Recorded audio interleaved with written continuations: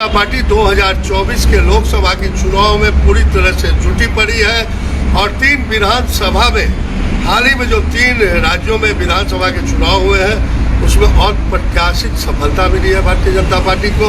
उसके बाद भारतीय जनता पार्टी के नेता पूरे जोश में हैं और 2024 के लिए अभी से तैयारी कर रहे हैं। हमारे साथ अभी नरेला के पूर्व विधायक भारतीय जनता पार्टी के वरिष्ठ नेता नील दमन खत्री हैं और उनसे जानते हैं 3 राज्यों के चुनाव के बाद आखिर क्या होगा 2024 में। नील दमन खत्री जी, आपका बहुत बहुत स्वागत है Bharat Ujjwal news, Bihar Ujjwal news and red Vande Bharat में। सर, 2024 और पिछले 3 राज्यों में जो चुनाव में आपने विजयश्री हासिल की है उस पर क्या टिप्पणी है आप?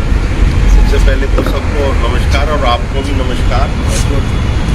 जो अभी चुनाव हुए हैं इसको सेमीफाइनल लोग कह रहे थे और भारतीय जनता पार्टी नहीं पूरे देश के अंदर ये कह रहे थे कि ये सेमीफाइनल है, इसमें जो रिजल्ट आएगा वो आने वाले 2024 के चुनाव को मार्गदर्शन करने वाला चुनाव ये रहेगा। सबने देखा है कि राजस्थान, मध्य प्रदेश, छत्तीसगढ़ के अंदर जिस प्रकार का बहुमत वहाँ के राज्यों के अंदर लोगों ने भारतीय जनता पार्टी को दिया, आदरणीय मोदी जी की जो गारंटी थी उस पर लोगों ने विश्वास किया और उसको वोट देते हुए वहाँ पूर्ण रूप से भारतीय जनता पार्टी को जो लोग कह रहे थे, जो चैनल भी कह रहे थे और उसके अलावा जो सर्वे थे वो सभी फेल करते हुए, उनको फेल करते हुए भारतीय जनता पार्टी की सत्ता वहाँ थी। और मैं भी इस दौरान राजस्थान में पार्टी की तरफ से कई जगह जाने का मुझे अवसर प्राप्त हुआ, वहाँ दिखाई दे रहा था।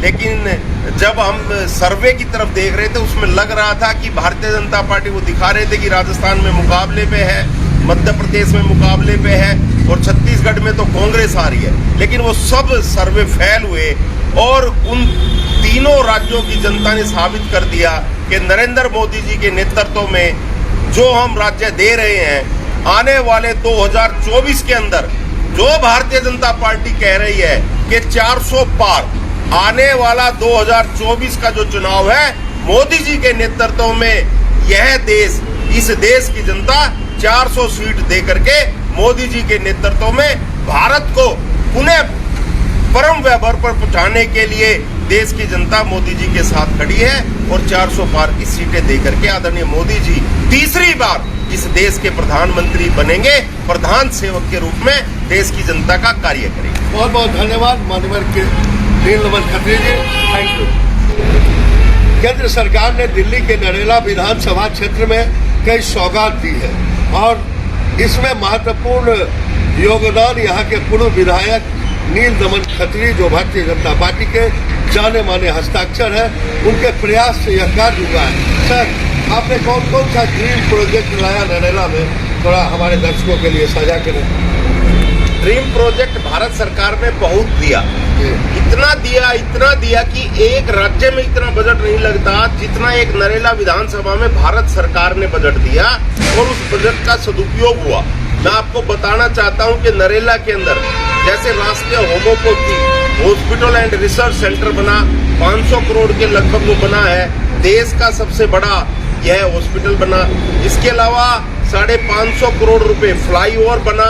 नरेला के अंदर जो नरेला से कनेक्ट होता हुआ बवाना इंडस्ट्री एरिया को जा रहा है वो बना। 2000 करोड़ रुपए जो मुकरबा चौक से लेकर के और पानीपत तक रोड बन रहा है उसके लिए भारत सरकार ने इस काम को कराया।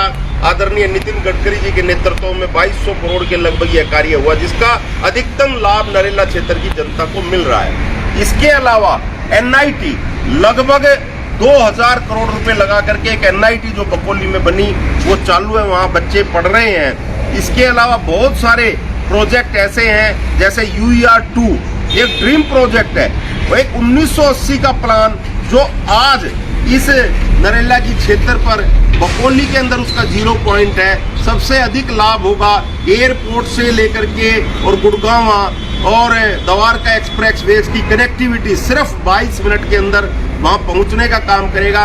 ये सरे भी आदरणीय मोदी जी के नेतृत्व में आदरणीय नितिन गडकरी जी ने इस क्षेत्र को सौगात दी। इसके अलावा भी बहुत सारी चीजें ऐसी आ रही हैं नरेला के अंदर जो आने वाली चीजें हैं और वो यहाँ की दिशा और दशा दोनों बदलने वाली है।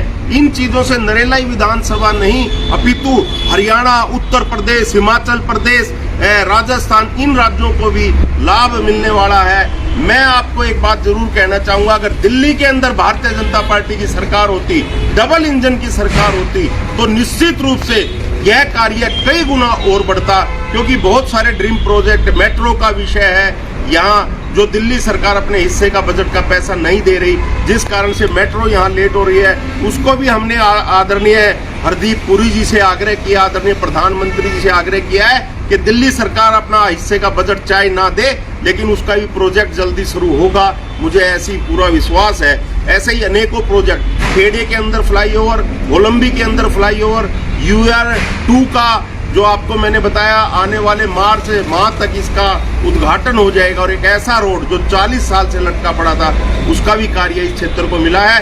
नरेला क्षेत्र को और बहुत सारी सौगात भारत सरकार ने दी है, जिसके लिए कई यूनिवर्सिटी, दिल्ली यूनिवर्सिटी यहाँ आ रही है, यहाँ IP यूनिवर्सिटी यहाँ आ रही है, एक स्टेडियम, अंतर्राष्ट्रीय स्टेडियम यहाँ आ रहा है, एक पुलिस के लिए बहुत बड़ा एक हब यहाँ बनने जा रहा है। इस प्रकार से हजारों एकड़ जो जमीन है उसमें भारत सरकार अन्य अन्य योजनाएं ला करके इस क्षेत्र को जो है विकसित करेंगे। और नरेला क्षेत्र में आने वाले के समय के लिए कहना चाहता हूँ कि आने वाले समय में ऐसे ही तमाम खबरों के लिए आप सभी बने रहिए हमारे साथ और देखते रहिए बिहार उज्ज्वल न्यूज। अब तक हमारे YouTube चैनल को सब्सक्राइब नहीं किया है तो जल्दी से सब्सक्राइब कर लीजिए। फेसबुक पेज को भी फॉलो कीजिए। वीडियो पसंद आए तो खूब लाइक कीजिए, शेयर कीजिए, कमेंट कीजिए। वीडियो देखने के लिए आप सभी का धन्यवाद।